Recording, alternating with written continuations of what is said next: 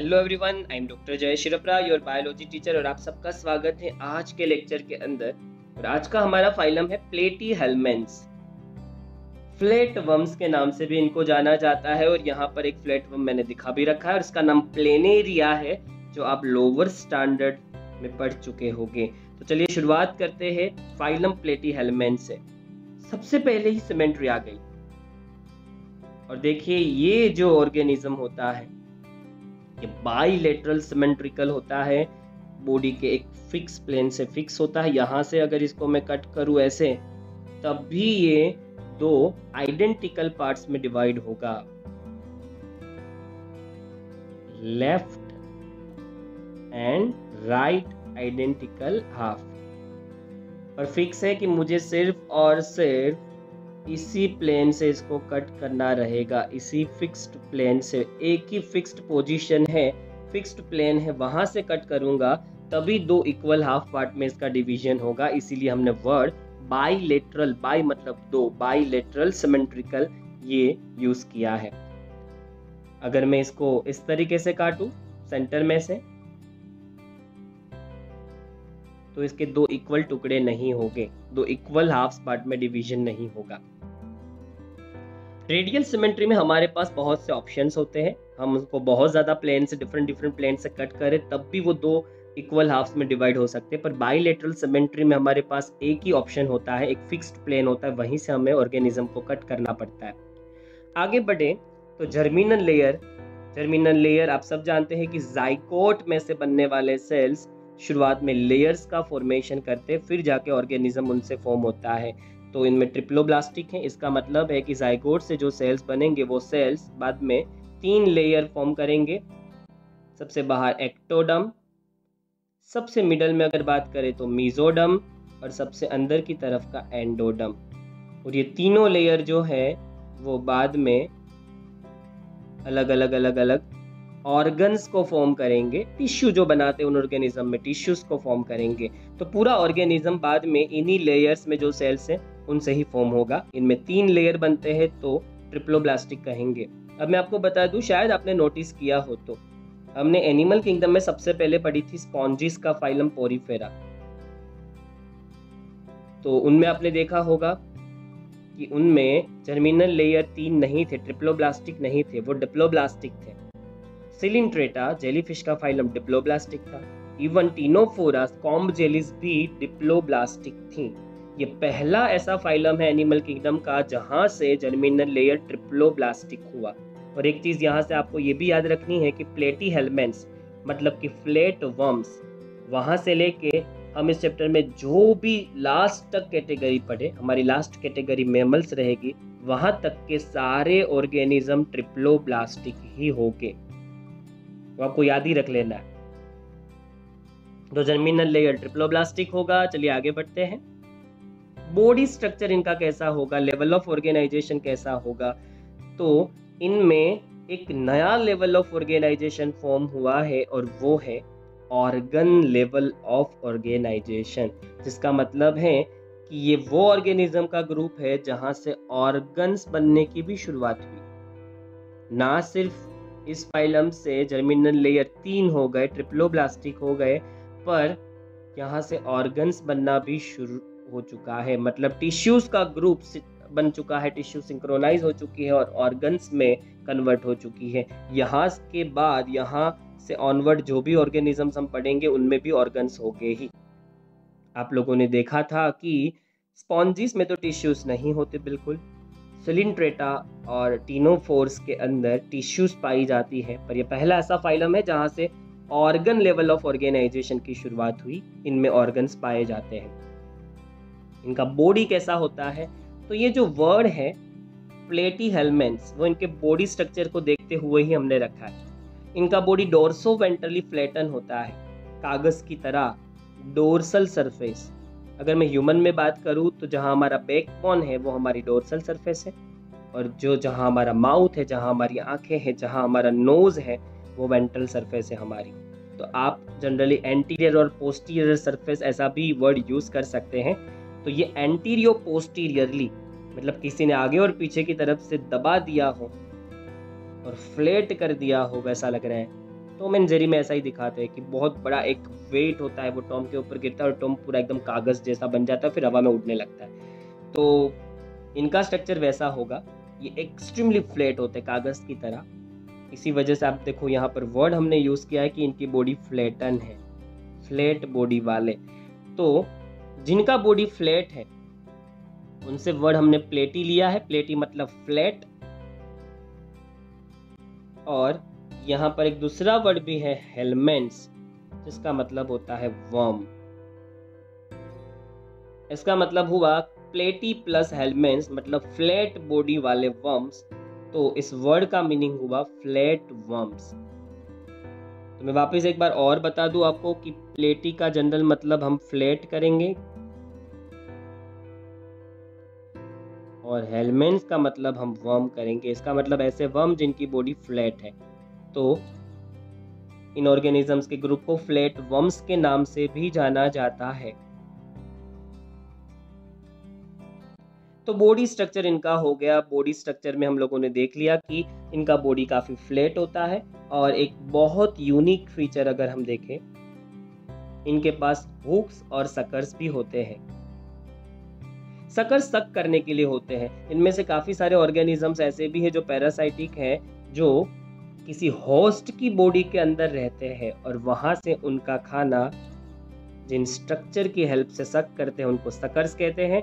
और उन ऑर्गेनिज्म में अपनी पोजीशन बनाए रखने के लिए उनके पास हुक्स होते हैं। उन हुक्स को वो फंसा देते हैं होस्ट की बॉडी में, जिससे अपनी पोजीशन, अपनी लोकेशन जो है वो फर्म रख पाए।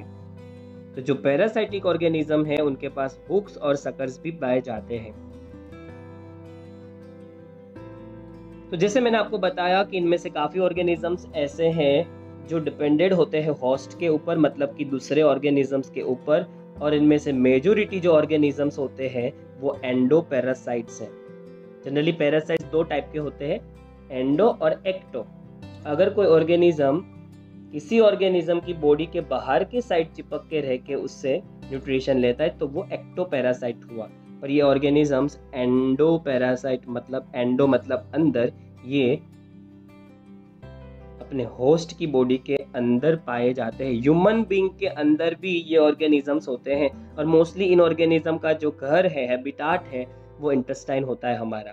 अगर ये मानो कि खराब वाटर से, स्पॉइल्ड वाटर से या फिर अनवॉश्ड वेजिटेबल्स, फ्रूट्स से या फिर सोइल से अगर हमारी बॉडी में घुस गए तो इतने लंबे हो सकते हैं जितना आपको फिगर में दिखा रखा है। ये देखिए इंटेस्टाइन के अंदर मैंने आपको स्ट्रक्चर दिखाया है एक फ्लैट वर्म का या प्लेटी हेलमेंट्स का। ये अंदर रहते इसलिए वर्ड एंडो आया। और पैरासाइट्स वर्ड हम इसलिए यूज कर रहे हैं क्योंकि ये ऑर्गेनिज्म होस्ट की बॉडी से ना सिर्फ न्यूट्रिशन लेता है, ना सिर्फ वो न्यूट्रिशन के लिए होस्ट पे डिपेंडेड है, पर होस्ट को डैमेज भी करता है, डिजीज भी करता है। इसलिए हमने वर्ड पैरासाइट रखा। पैरासाइटिक टाइप ऑफ न्यूट्रिशन भी हमने इसको कहा। पैरासाइट्स हम जनरली उसको कहते हैं जो डिजीज करते हैं। तो ये ऑर्गेनिज्म डिजीज करने वाले ऑर्गेनिज्म है इनमें से कुछ, और वो होस्ट की बॉडी के अंदर रहते हैं, इसलिए हमने वर्ड एंडोपैरासाइट्स यूज किया है। तो किस तरीके से न्यूट्रिशन लेंगे, ये होस्ट की बॉडी में एंटर होंगे और होस्ट की बॉडी में से ही डाइजेस्टिव प्रोडक्ट जो होगी वो डायरेक्टली एब्सॉर्ब कर लेंगे। तो इनकी मेहनत बहुत ही कम हो जाएगी, इनको खुद कुछ डाइजेस्ट करने की ज़्यादा ज़रूरत रहेगी नहीं, क्योंकि ऑलरेडी होस्ट ने जो डाइजेस्ट कर दिया है उसी डाइजेस्टेड न्यूट्रिएंट्स को डायरेक्टली ही होस्ट में से एब्सॉर्ब करना है। हम लोग जो भी इंटेस्टाइन में डाइजेस्ट कर चुके होते हैं वही जो फाइनल हमारा रिजल्ट होता है, फाइनल आउटकम होता है डाइजेशन के बाद का, वो सारे न्यूट्रिशन जो है उनमें से कुछ न्यूट्रिशन ये ऑर्गेनिज्म इंटेस्टाइन से एब्सॉर्ब कर लेता है। इसी वजह से हमने इसका नाम एंडोपैरासाइटिक रखा है। एक्सक्रीशन कैसे करेगा, तो सेल फैक्ट्रीज होती है, केमिकल फैक्ट्रीज होती है, सेल के अंदर केमिकल रिएक्शंस होते हैं।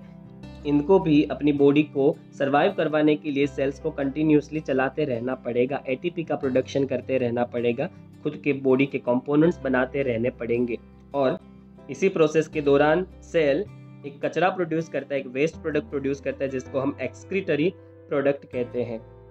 इनके पास हमारी तरह किडनी नहीं है, हमारे पास किडनी, हम किडनी के जरिए हमारे सेल्स जो हार्मफुल वेस्ट प्रोडक्ट को प्रोड्यूस करते हैं जिसको अमोनिया कहा जाता है, जो बाद में लिवर की हेल्प से यूरिया बन जाता है, हम उसको रिमूव करते हैं यूरिन के ज़रिए। किडनी हमारे ब्लड में से उन हार्मफुल एक्सक्रीटरी प्रोडक्ट को रिमूव करने का काम करती है, पर इनमें स्पेशलाइज्ड सेल का फॉर्मेशन हुआ और इनको फ्लेम सेल्स नाम दिया गया। अब जनरली फ्लेम जो वर्ड है वो कहाँ से आया? वो फ्लेम से ही आया। जो आग होती है उनके अंदर जो फ्लेम्स बनती है, तो ऐसा फायर में जो फ्लेम होती है वहीं से ये वर्ड फ्लेम आया है। ऐसा नाम इसको क्यों मिला? इसके शेल शायद फ्लेम जैसे दिखते होंगे, वो आपको गूगल करना रहेगा इनके सेल का शेप कैसा होता है, क्यों इनको फ्लेम नाम दिया गया। पर हाँ, ये मैं आपको ज़रूर बता दूं कि इनका काम है ऑस्मो रेगुलेशन का। ऑस्मो मतलब वाटर बैलेंस, तो वाटर बैलेंस का रेगुलेशन करेगा, और एक्सक्रीशन मतलब हार्मफुल वेस्ट प्रोडक्ट को बॉडी से रिमूव करेगा। जैसे हमारी किडनी एक्स्ट्रा वाटर को रिमूव करती है, वाटर का बैलेंस बनाए रखती है। जब वाटर कम होता है तब वो लो अमाउंट ऑफ वाटर यूरिन में रिलीज करती है, यूरिन कंसंट्रेटेड बाहर निकलता है। और जब ज़्यादा वाटर हम पीते हैं तो हमारा यूरिन लेस कंसंट्रेटेड होता है। इसी तरीके से वो हमारी बॉडी में वाटर बैलेंस बनाए रखती है और हार्मफुल प्रोडक्ट जो है यूरिया जैसी उनको एक्सक्रीट करती है। ये सेल भी वही काम करेंगे। तो ये हुआ एक्सक्रीशन इनमें किस तरीके से होगा। और अब बात करते हैं सेक्सुअलिटी की। अभी भी सेक्सेस सेपरेट नहीं हुई है। ना स्पॉन्जिस में मेल फीमेल डिस्टिंक्ट थे, ना सिलिंट्रेट्स में थे, ना टीनोफोर्स में थे, और ना प्लेटीहेल्मिन्थ्स मतलब फ्लैट वर्म्स में है। अभी तक मेल और फीमेल सेपरेट नहीं हुए। एक ही ऑर्गेनिज्म की बॉडी के अंदर मेल भी है और फीमेल भी है। इस कंडीशन को हम बाइसेक्सुअल भी कहते हैं और हर्मेफ्रोडाइट भी कहते हैं। हर्मेफ्रोडाइट वर्ड हमने कहाँ पढ़ा था? ये हमने पढ़ा था स्पॉन्जिस के अंदर, पोरीफेरा फाइलम के अंदर। और लास्ट हम सबको पता है कि हम रिप्रोडक्शन से कंप्लीट करते हैं, तो फ्लैट वर्म्स में सबसे लास्ट टॉपिक हमारा है रिप्रोडक्शन। तो ये सेक्सुअल रिप्रोडक्शन करते हैं, और सेक्सुअल रिप्रोडक्शन अगर कर रहे हैं तो इनके अंदर इंटरनल डेवलपमेंट अगर आप देखें तो फर्टिलाइजेशन इनका इंटरनल रहेगा। इसका मतलब है स्पर्म ओवम बॉडी के अंदर फ्यूज होंगे, और डेवलपमेंट इनका इनडायरेक्ट रहेगा। इसका मतलब है पहले लावा बनेंगे इस तरीके के, और फिर वो लावा मैच्योर होने के बाद कैसा शेप ले लेंगे, उसके बाद वो शेप ले लेंगे इस तरीके का, मतलब अपने पेरेंट जैसा।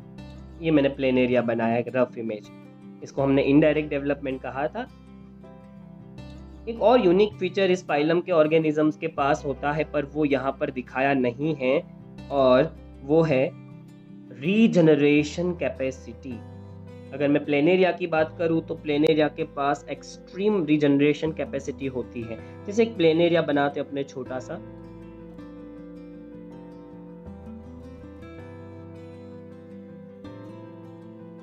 ये देखिए हम प्लेनेरिया बना रहे, एक रफ इमेज बना रहे।